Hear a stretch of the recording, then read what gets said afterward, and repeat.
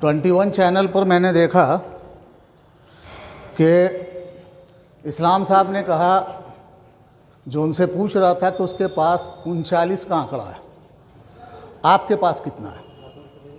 उन्होंने कहा मेरे पास एक भी ना हो तब भी मैं काम करूंगा। तो हौस चलता है मेजॉरिटी से या अकेले? क्या उनको ये लगा कि एक बार जो उनको प्रेसिडेंट चुन लिया गया वो आजीवन हो गए? और जिस तरह से उन्होंने वाइस प्रेसिडेंट और जॉइंट सेक्रेटरी को टर्मिनेट किया, तो वाइस प्रेसिडेंट और जॉइंट सेक्रेटरी को चुना किसने? हम सबको पब्लिक ने चुना। हाउस में आए, हाउस में आने के बाद हम सब ने सबसे पहले प्रेसिडेंट को चुना। हाउस के 65 मेंबर ने फिर वाइस प्रेसिडेंट को चुना, फिर जॉइंट सेक्रेटरी फर्स्ट को चुना। तो जब चुनता हाउस है तो उसको बाहर भी हाउस ही कर सकता। कोई आम इंसान या कोई अहदेदारान उसको बाहर नहीं कर सकता। और गलती की तो फहरिस्त बड़ी लंबी है। हम जब से एमईसी में आए हैं तब से केस लड़ रहे हैं, किसी न किसी का केस हम पे रहता है। मुस्लिम एजुकेशन कमेटी और मुस्लिम एजुकेशन कमेटी के सदर सेक्रेटरी ने कभी भी किसी भी केस पर कोई भी रुपया खर्च किया है या किसी इदारे को ये पावर दिया है कि वो खर्च करे? मैंने उनसे कहा था, बोले कि आप खर्च करो। मैंने कहा आप लिख के दे दो, आप मुझे लिख के दे दो कि मुस्लिम एजुकेशन कमेटी पे जो भी केस है उस पर खर्च हम करेंगे। उन्होंने लिख के नहीं दिया। आज जितना भी केस है, अभी भी केस है हाई कोर्ट में, लोअर कोर्ट में, आपको अभी जीत मिली है। और अल्लाह करम है कि हम लोग 4-5 केस लड़े, सब में जीत हासिल किया। लेकिन किसी में मुस्लिम एजुकेशन कमेटी का पैसा लगा हुआ नहीं है। वो पैसे हम चंदे करते हैं, वो पैसा वर्दी खान साहब देते हैं, ये बेला बाबू देते हैं, हम देते हैं। हम लोग आपस में चंदा करके केस लड़ते हैं। क्या मुस्लिम एजुकेशन कमेटी के पास पैसा नहीं है? क्या मुस्लिम एजुकेशन कमेटी केस नहीं लड़ सकता? और इस तरह की जो हरकत हो रही है कि जब हम लोगों ने 20 तारीख को नो कॉन्फिडेंस का लेटर दिया तो उनको बुरा नहीं मानना चाहिए। उससे पहले हम लोग 34 आदमी का सिग्नेचर लेकर प्रेसिडेंट साहब के घर पर गए थे, उनको हमने लेटर दिया था। उन्होंने मुझसे यही बात कही थी, मैंने अपने हाथ से दिया था। उन्होंने कहा कि आप कोर्ट से आइए, आप मेरे प्रेसिडेंट हैं, आपको हमने चुना प्रेसिडेंट, आप मेरे परेशानी को नहीं देखिएगा। अगर कुछ गलत हो रहा है तो हम आवाज़ उठा रहे हैं, अगर सही है तो हाउस में आप साबित कर दीजिए कि आप सही हैं, हमको गलत साबित कर दीजिए। उन्होंने नहीं लिया। बाद में हम लोगों ने जब प्रेसिडेंट और जनरल सेक्रेटरी दोनों के खिलाफ वाइस प्रेसिडेंट को दिया तो उसको इसलिए हटा दिया कि वाइस प्रेसिडेंट उसको एक्सेप्ट क्यों किया, यानी उनके हिसाब से ये जुर्म है।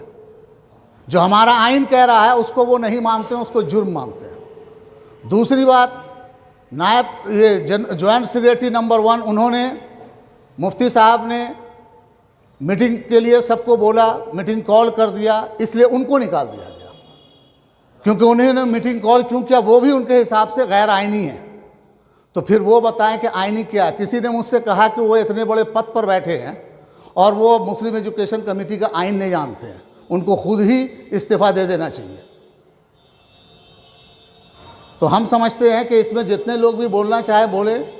ऐसे इस तरह से जो है नो कॉन्फिडेंस हम लोग लाया तो गलत नहीं लाया, मेरे हिसाब से बहुत सही लाया। क्योंकि जब आप मेरी बात को नहीं सुनेंगे तो हम तो उसको रखेंगे ना सदन में। और अगर आज भी आप आ जाते तो आप अगर सही थे तो अपनी बात को रखते। ये सदन आपका है, ये मुस्लिम एजुकेशन कमेटी की प्रॉपर्टी है, ये डिग्री कॉलेज भी उसी की चीज़ है। और ऐसा नहीं कि इससे पहले किसी दूसरे इदारे में मीटिंग नहीं हुई। प्रेसिडेंट और जनरल सेक्रेटरी के खिलाफ 14 दिसंबर 1998 को नो कॉन्फिडेंस आया था और वो बैठक उर्दूगर्ल्स हाई स्कूल में हुई थी। तो ऐसा नहीं, जब भी जहाँ सहूलत हो वहाँ मीटिंग करा सकते हैं आप, सब प्रॉपर्टी आपकी है। हम कोई टाउन हॉल में तो करा नहीं रहे हैं, यहाँ तो आप आ ही सकते हैं। बाकी है सारे मेंबरान से दरख्वास्त है कि आप लोग जो बेहतर है वो फैसला लें। शुक्रिया। पहले भी एमईसी की तारीख में ये है कि सदर और जनरल सेक्रेटरी दोनों के खिलाफ मोशन ऑफ नो कॉन्फिडेंस आया है और नायब सदर की सदारत में मीटिंग हुआ है और जॉइंट सेक्रेटरी खुद डॉक्टर फारूक अली साहब ने मीटिंग बुलाया। उस वक्त सदर थे राफिक जमा साहब और जनरल सेक्रेटरी थे कैसर साहब और नायब सदर अब्दुल रहमान साहब थे, उन्होंने सदारत किया था और फारूक साहब ने मीटिंग बुलाया था। पहला केस। दूसरा केस फिर राफिक साहब और कलाम साहब, राफिक साहब प्रेसिडेंट थे, कलाम साहब जनरल सेक्रेटरी थे।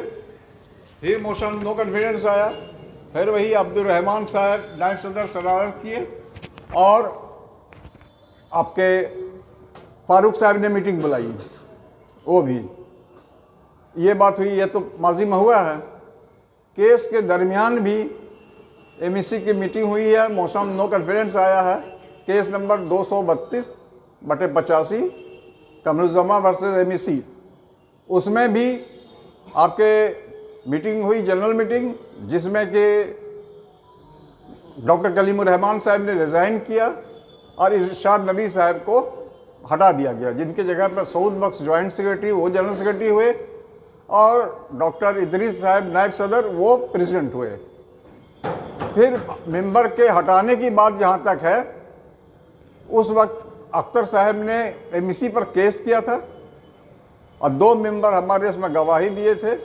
वो मामला भी सदर और जनरल सेक्रेटरी ने अपने कलम से मेंबरशिप उन लोगों की ख़त्म नहीं की थी, जनरल बॉडी की मीटिंग में रखा था। मीटिंग में फैसला हुआ जिसमें वो लोग भी शरीक हुए थे और उसके बाद उन लोगों की मेंबरशिप ख़त्म की गई थी। ये माजी में होता रहा है, ये आइन के मुताबिक है, इसलिए हम इतनी जानकारी दे रहे हैं। ठीक है, थैंक यू। वैसे ओहदादार या वैसे मेंबर, उनकी मेंबरशिप तब जाएगी जबकि ऐसा कुछ करार कर जाए जिसकी वजह से मुस्लिम एजुकेशन कमेटी पे आज आ जाएगा, तो वैसे मेंबर को मेंबरशिप से ख़त्म कर दिया था। लेकिन आपके खिलाफ अदम एतमाद की तहरीक आए, उसके बाद आपका लेटर इशू हो जाए कि जनाब सदर, नायब सदर साहब और जनाब ज्वाइंट सेक्रेटरी नंबर 1 आपको टर्मिनेट किया जाता है। ये उनके बस से बाहर की बात है, या उनके ओहदे के बाहर की बात है, या उनके कलम से बाहर की बात है। जहाँ तक सदर साहब का कदम है, बिल्कुल गैर आइनी। टर्मिनेशन प्रेसिडेंट, वाइस प्रेसिडेंट और ज्वाइंट सेक्रेटरी का यह बिल्कुल गलत है, उनके बस से बाहर की बात। ये स्टेप लेना है, अगर लेना है तो जनरल सेक्रेटरी के सदर से इसे दस्तखत से बुलाया जाएगा और वो भी हाउस की मीटिंग बुलाई जाएगी। उसके लिए इंडिपेंडेंट उनको इख्तियार नहीं है कि जब चाहे किसी को टर्मिनेट कर दें, जब चाहे जिनको हटा दें, जब चाहे। एहसास हुआ कि टीचर थोड़ा जल्दी किस्म की है। ये जानकारी हमने सदर और सेक्रेटरी दोनों के नॉलेज में दिया कि इसको ठीक ढंग से देखा जाए और गलती माफी करके मामले को खत्म कर दिया जाए। लेकिन बात बढ़ती चली गई। फिर ये लोग सदर साहब के पास आए, इत्तेफाक से मैं भी वहां पहुंचा। मामले को समेटते हुए हमने एक चीज कहा, एमएससी की मर्यादा को मद्देनजर रखते हुए कोई भी कदम उठाया जाए, क्योंकि ये कौम की चीज है। इस मौत पर हाथ रख के, अना रख कर ऐसा काम नहीं करें जो एमएससी पर आँच आए, जिसका जवाब यहाँ भी देना होगा, खुदा भी यहाँ भी देना होगा, क्योंकि हम आपने नहीं बनाया है, पूर्वजों ने बनाया है। ज्वाइंट सेक्रेटरी फर्स्ट और नायब सदर साहब के टर्मिनेशन, इस तरह का वारदात नहीं होना चाहिए, बिल्कुल नहीं होना चाहिए। हम यहाँ फी सबीलिल्लाह आए हैं खिदमत के लिए। बाकी फिर भी ये चीज कहते हैं, हर कॉर्नर से इसको बचाने की कोशिश की जाए और एमएससी पर आंच न आए और सुलह करके समझदारी से बगैर किसी उजलत के हम सब लोग दिमाग जोड़ के इसको बचाने का कोशिश करें। हमसे किसी को झगड़ा है और किसी को किसी से झगड़ा है, वो झगड़े को सेल्फ रखें, अपने लिए रखें, लाके एमएससी का सिर पर न ठोकें। ये खुदा का वास्ता है और इस पर लोग अमल करें। इसके आगे मैं कुछ नहीं बोल सकता हूँ।